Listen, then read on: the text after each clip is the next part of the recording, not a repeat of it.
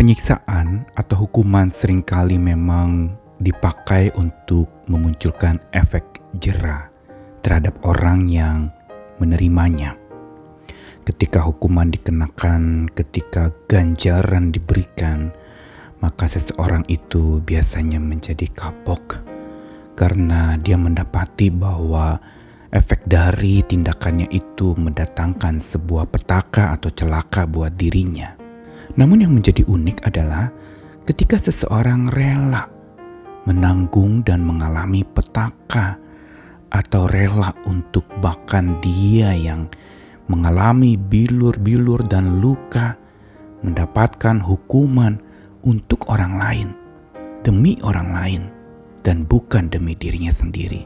Ini adalah perbuatan mulia yang luar biasa dan membuat seseorang menjadi sadar betapa cinta orang yang rela untuk dihukum demi orang lain selamat. Ini adalah sebuah cinta yang ajaib, yang mulia. Siapakah yang mau melakukannya? Rela menderita demi orang lain mengalami pembebasan. Rela terluka agar orang lain justru bebas dari luka. Yang bisa melakukan itu hanyalah Tuhan kita. Dan hari ini di dalam pengingatan dan peringatan kita tentang kematian Kristus Yesus di hari Jumat Agung, kita diingatkan tentang apa yang Tuhan sudah lakukan. Kalau kita mengalami sebuah luka dan itu membuat kita jera, itu biasa. Tapi kalau orang lain yang mengalami luka demi orang lain lagi, itu mulia. Saya Nikolas Kurniawan menemani di dalam Sabda Tuhan. Hari ini kita merenungkan sebuah tema, dibalur bilurnya. Ayat yang akan kita renungkan dari Amsal pasal 20 ayat 30. Dibacakan dari Alkitab versi Indonesian Literal Translation. Bilur-bilur sebuah luka dapat membersihkan kejahatan, dan pukulan-pukulan dapat membersihkan lubuk hati. Lalu ayat selanjutnya dari Yesaya 53 ayat yang kelima, juga dari Alkitab versi Indonesian Literal Translation. Namun dia ditikam karena pemberontakan kita, diremukkan karena kejahatan kita. Ganjaran demi keselamatan kita menimpa atasnya, dan melalui bilurnya dia telah menjadi kesembuhan bagi kita. Dua ayat yang dibacakan tadi dari Perjanjian Lama menyinggung tentang bilur. Apakah bilur? Itu adalah luka-luka akibat pukulan. Itu adalah sesuatu yang biasanya berdarah.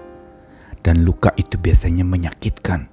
Pukulan juga membuat seseorang mengalami sakit parah yang luar biasa. Di dalam Amsal dikatakan bahwa bilur-bilur sebuah luka dapat membersihkan kejahatan.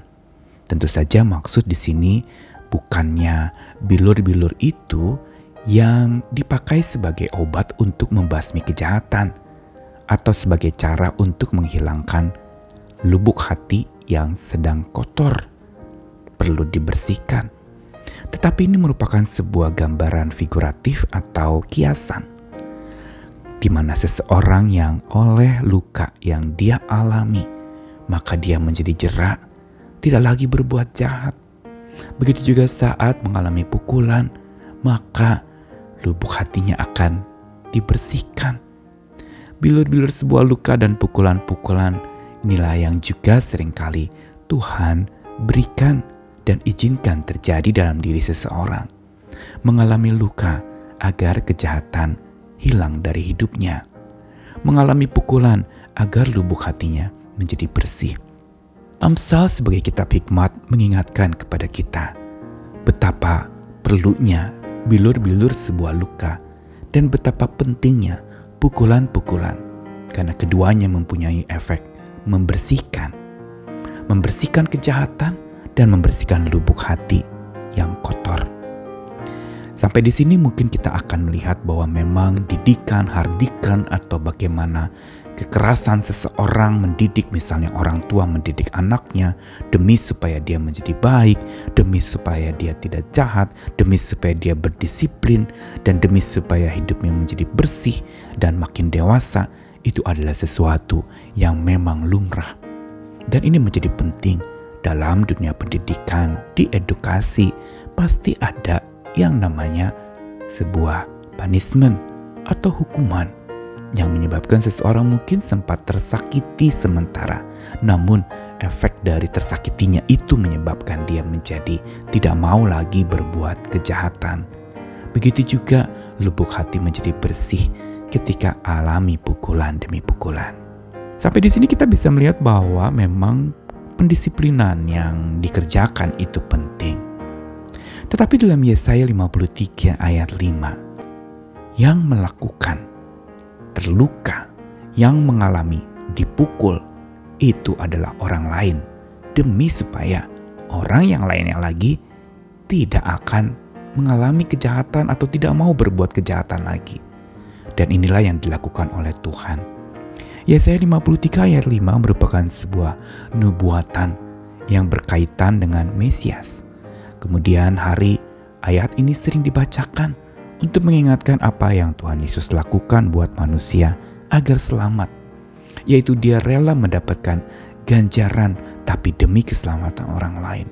Dia rela mengalami luka dan pukulan demi supaya orang lain yang sembuh.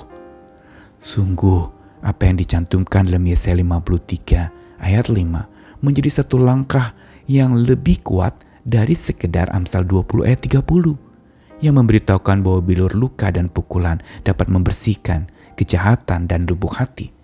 Maka Yesus lakukan itu.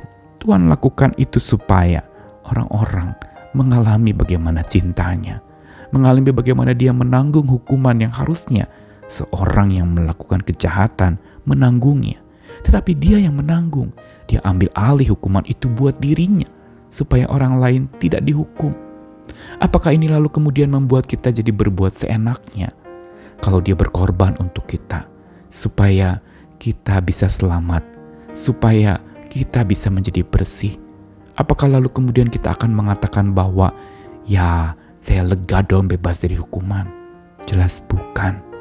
Apa yang Tuhan lakukan buat kita semata adalah karena cinta kasih-Nya yang membuat mata kita terbuka dan melihat betapa ajaibnya cinta kasih Tuhan.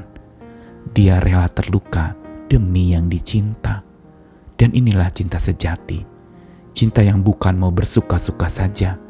Cinta yang bukan mau bersuka cita dan gembira saja. Tapi cinta yang bahkan rela terluka demi orang yang dicintainya itu mengalami sukacita. Biar di masa hari ini, di dalam perenungan kita akan kematian Kristus di kayu salib, kita diingatkan bagaimana Dia tertikam karena kita. Dia diremukan karena kita. Dia mengalami ganjaran demi kita selamat. Dia mengalami terluka dan bilur-bilurnya itu menjadi luka yang begitu memedihkan dan memerihkan tubuhnya. Tapi dengan satu misi agar kita sembuh. Hari ini mari kita syukuri akan pengorbanan Kristus dan membuat kita menjadi bertobat di hadapan-Nya, menyadari bahwa bilur-bilurnya membalur kita, hidup kita yang babak belur oleh kejahatan dan tindak-tindak yang berdasarkan hawa nafsu itu dibalur oleh bilur Tuhan, jadi sembuh. Dan hati kita yang hancur oleh niat-niat jahat ditaburkan oleh bilur-Nya, jadi bersih dan taat. Mari kita datang berserah lagi, membuat tekad lagi, agar hidup kita rela dibalur, dibersihkan oleh bilur-bilur-Nya. Dia terluka demi kita. Bersyukurlah untuk itu, sambil bertobat tetap kepada Tuhan. Selamat menjelang Paskah, selamat merenungkan kasih Tuhan, dan selamat merenanginya, tenggelam di dalamnya. Penyucian oleh darah Tuhan diberikan, dan kita bersyukur dan bersyukur oleh baluran bilur-Nya. Amin.